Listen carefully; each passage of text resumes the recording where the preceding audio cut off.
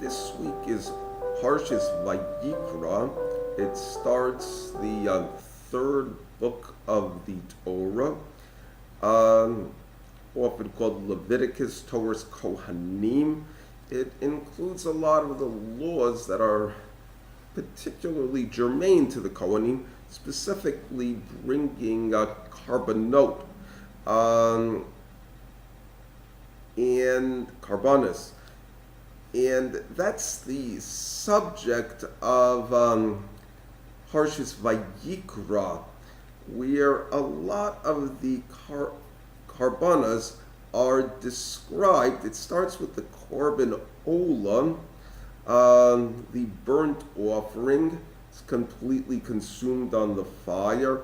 And it starts with specifically an animal offering, that it's supposed to be a bull, is the one that's described. It can be other things as well, a sheep or a ram.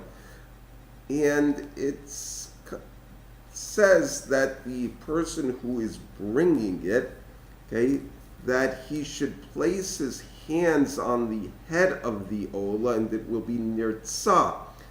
Often favorable, but it seems that the more closer understanding of the pasuk is that it should be dear to him. He's creating a relationship between him and the animal by putting his hands on the head of the animal, as opposed to the animal just being brought as a sacrifice. It removes some of the anonymity. And it continues that he'll offer the animal, and it will be as an atonement, l'chapir alai, to atone for him. The use of the word kapara creates a certain number of difficulties in the way we understand the word today. We generally understand it as expiation of guilt. A person has committed some sort of a sin, and he's doing something to make amends for it.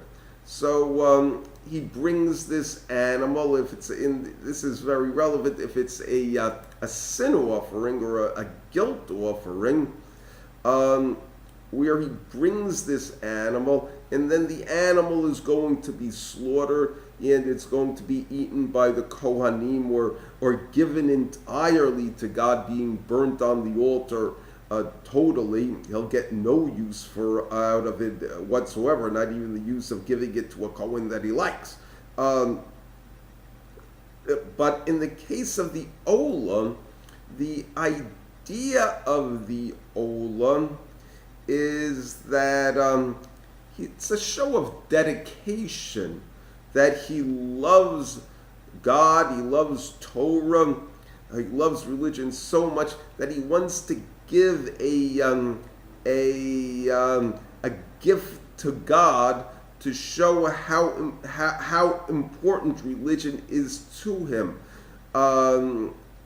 This is his way of showing that he wants his life to just be dedicated to living according to the precepts of the 5 books of Moses, which is inconsistent with the idea of forgiveness and expiation of guilt. Now, the word atonement, though, literally says at one, and in fact that's its root as the word was originally coined, and as it was understood for until modern times. The idea that of atonement is to bring unity and harmony and to effect reconciliation. Now, these are very relevant to the idea of doing tshuva, but they are also ideas that that stand by themselves and are in fact important to understanding the word kapara. You also have the term kapara being applied where Moshe initiates the Mizbeach Ketoras, the incense altar, and it says in the Chumash, in Parshas Kitisa, that once a year that they should sprinkle or apply blood to the corners of the Mizbeach to make atonement for it. In addition to that, you have various blood rituals involving all sorts of items in the temple, and including the Bigdei Kahuna. And the word kapara is often applied to them. So it would seem that the idea is that it's supposed to make an impression. When you're talking about kitisa, where it starts that you're going to take a census of the Jewish people, or the Bnei Yisrael in this case, and that they're supposed to give a half a shekel, and it says that it's going to be kofar. Kofar is also a ransom, so to speak. It's like they're redeeming a captive, so to speak. They're getting their souls and their lives back from an enemy. It's again consistent with the idea of tshuva, but it's also consistent with the idea of living in harmony with the faith. You have in the story of Noah, where when God tells him to build the ark, it says that he should make it out of gopher wood, which is a type of wood. I think I don't remember what it is. In that he should be v'kaparta beit v'vosos. He should uses the word lashon kofar. He should kofar it inside and outside with kofar. The general translation is he should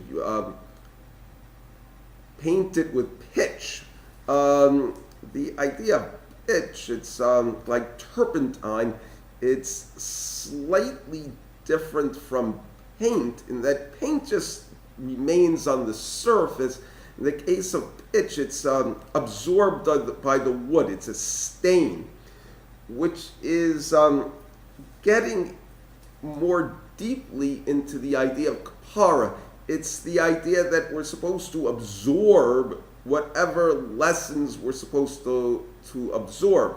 In the case of the Ola, that the dedication is supposed to have a lasting impact on our thinking and our actions.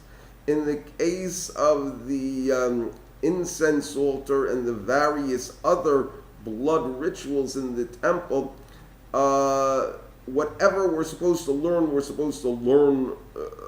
the blood ritual makes a greater impact on us. The Mizbeach Ketoras, so to speak, is kavod. It's really not something that is an essential part of living, like say bread. The shulchan has bread on it. That's the point of the shulchan. A lamp provides light and education. So to speak, the Mizbeach Ketoras is like a trophy wall, trophy cabinet, or the corner of our room where we have our certificates of appreciation and excellence. That, so to speak, the things that we've achieved and the things that we take glory in should become part of us. The things that for which we were honored should become part of us. This is the idea of kapara, the idea that the lessons are absorbed into us. Now, what you have, okay, this is we're getting close to Pesach. Nature of Parshas VaYikra, and last week was Shabbos HaGadol, where you have a reading from Yechezkel in preparation for Pesach, where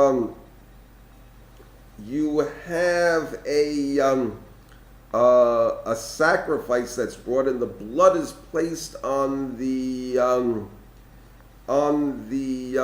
various doorposts to the temple. And it says, "V'chein ta'aseh b'shivas b'kodesh."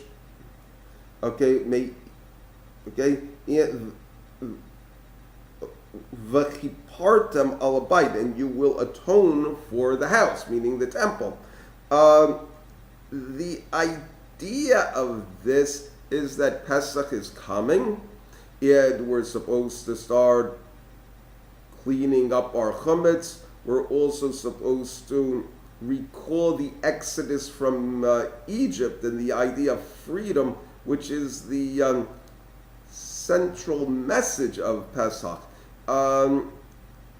If you just see it on a calendar, it doesn't sink in all that much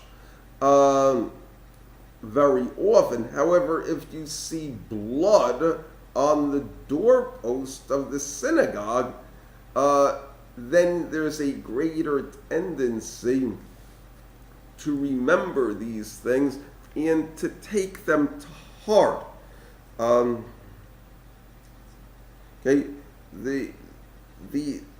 idea of a kapara is expressed in the book of Mishlei, Tet Zayin Vav, where it says, "B'chesed ve'emes yichupar avon," with kindness, or perhaps dedication and truth, sin will be mechupar, will be expiated.